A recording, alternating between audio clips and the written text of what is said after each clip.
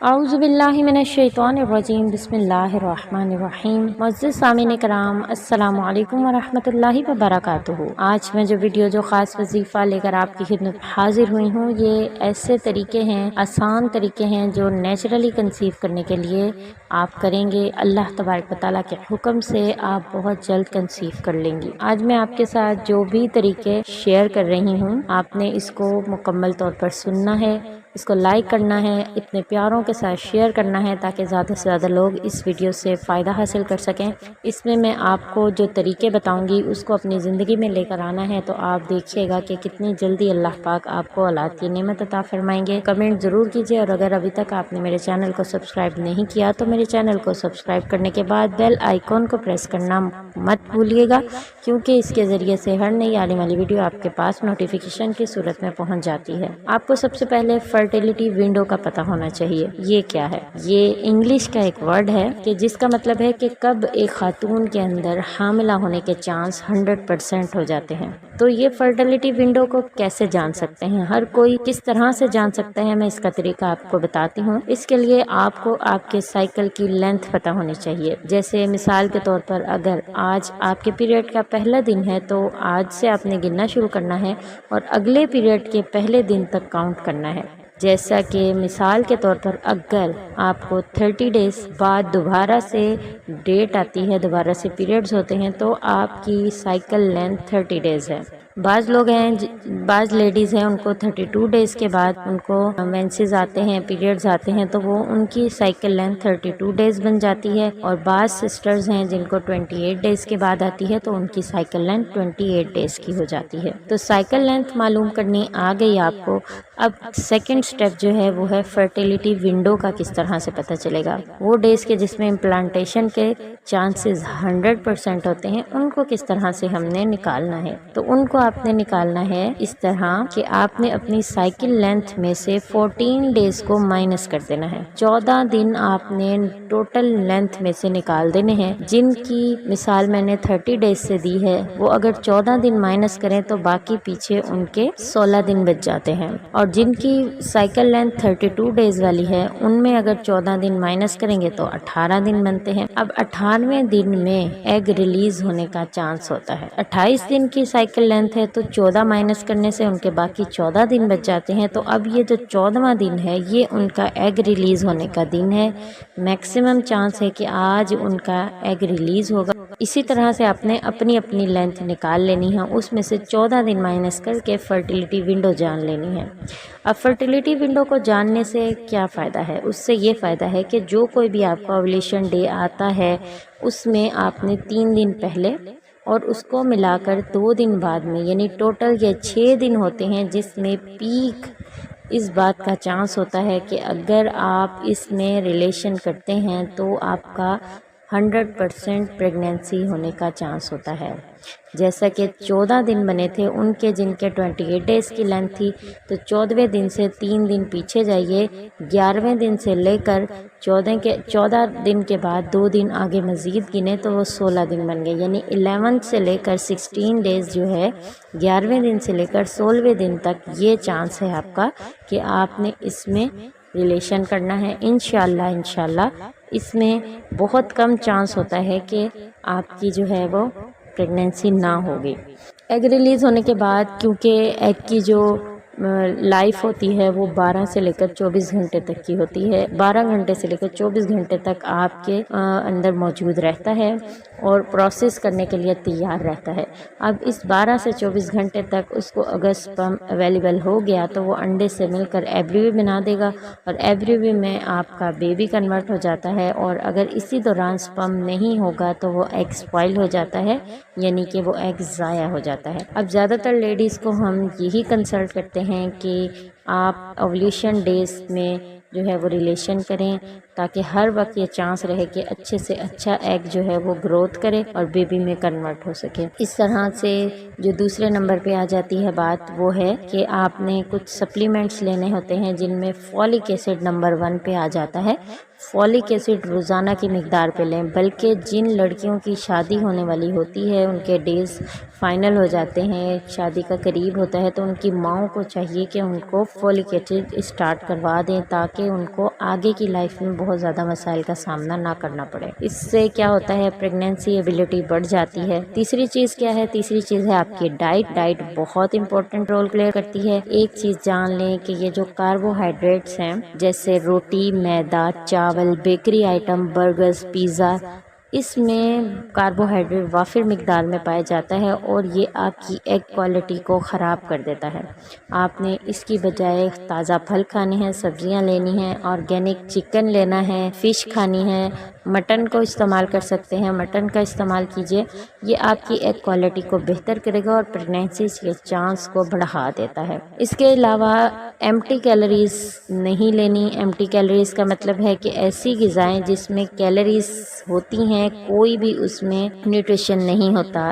Junk food جو ہیں وہ سارے اینٹی کیلوری ہیں، اس میں کم سے کم آپ نے اس کا استعمال کرنا ہے تاکہ آپ کی ایگ کا اس کی گروتھ اچھی ہو، وہ زیادہ نیوٹریشن اس تک پہنچے اور آپ کنسیو کر سکیں۔ تو آپ نے تازہ پھل فروٹس کھانے ہیں، دودھ پینا ہے اور فش کھانی ہے۔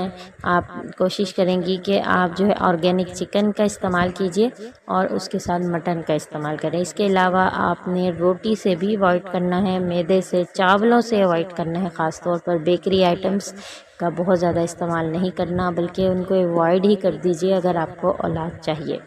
اس کے بعد جو چیز آ جاتی ہے وہ ہوتی ہے ایکسرسائز۔ تو آپ نے ایکسرسائز کرنی ہے۔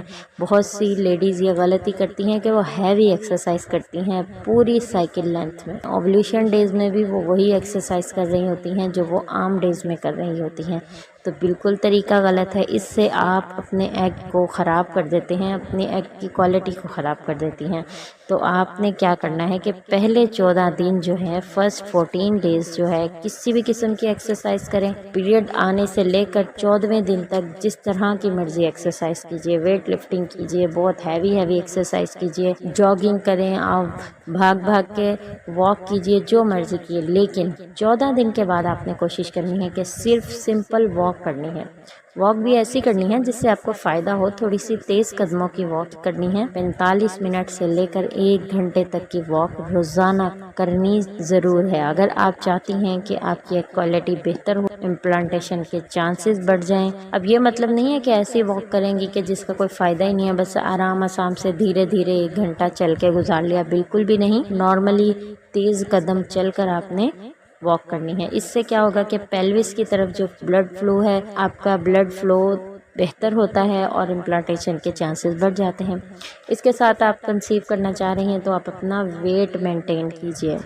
ویٹ آپ کی ہائٹ کے مطابق ہوتا ہے، جیسا کہ مثال دیتی ہوں کہ ہر ہائٹ کا ایک خاص ویٹ ہوتا ہے، لیکن مثال یہ ہے کہ اگر آپ کی ہائٹ 5 فٹ 5 انچ ہے یا 5 فٹ 6 انچ یا 5 فٹ 4 انچ ہے تو آپ کا ویٹ 55 kg سے لے کر 65 کے اندر ہونا چاہیے۔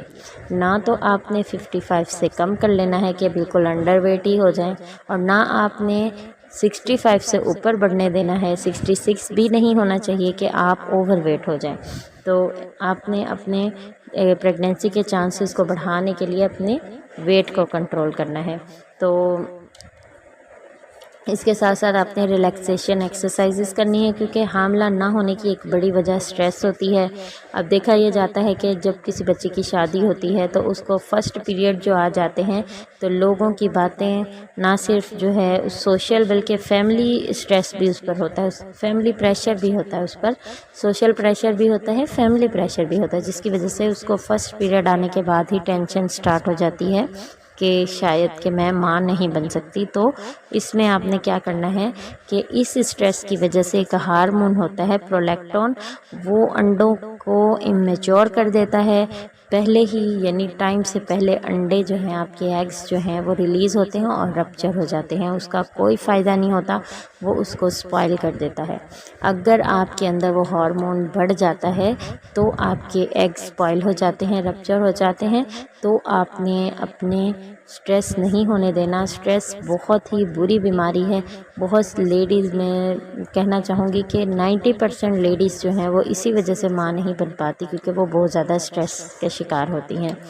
ٹھیک ہے، بہت قسم کے لوگ ہیں دنیا میں، طرح طرح کی باتیں بھی ہوتی ہیں، لیکن آپ نے برداشت کرنا ہے ہر چیز۔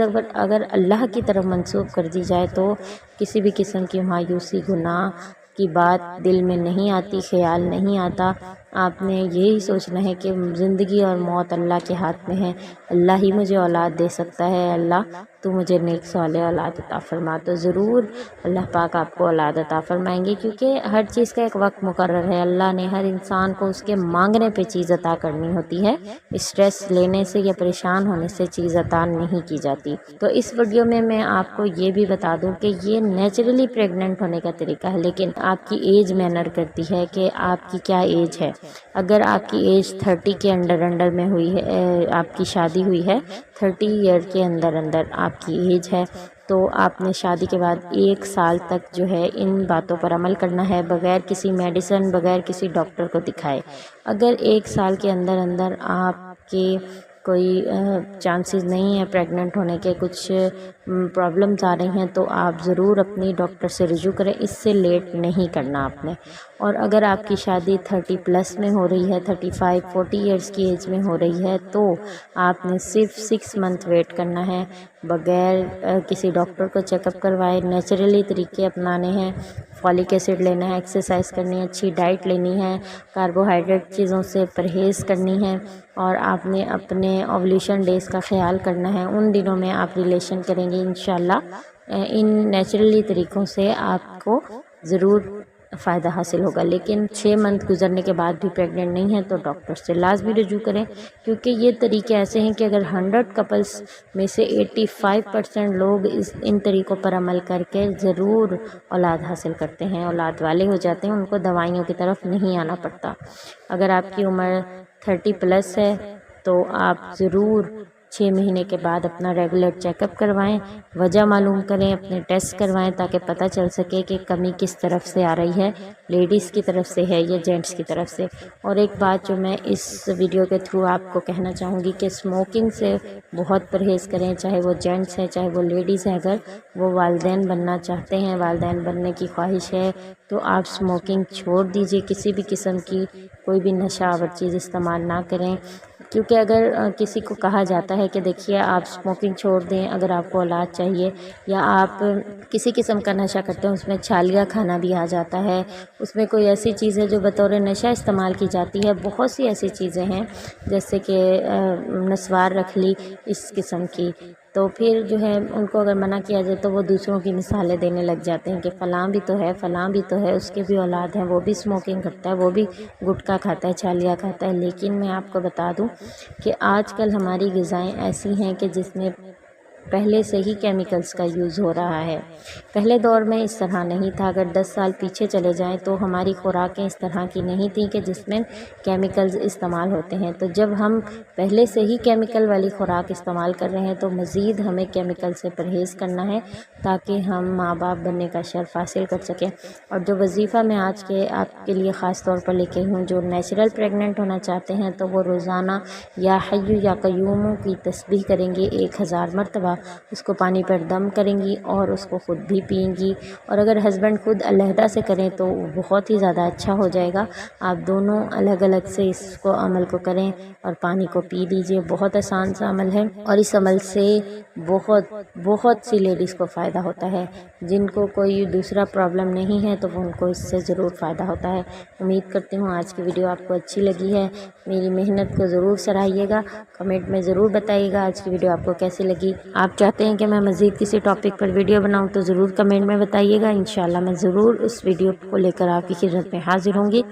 لائک شیئر کمنٹ لازمی کیجیے، بیل آئیکن کو پریس کر دیجیے، میرے چینل کو سبسکرائب کر دیجیے۔ مزید نئی ویڈیوز کے ساتھ آپ کی خدمت میں حاضر ہوں گی۔ السلام علیکم ورحمۃ اللہ وبرکاتہ۔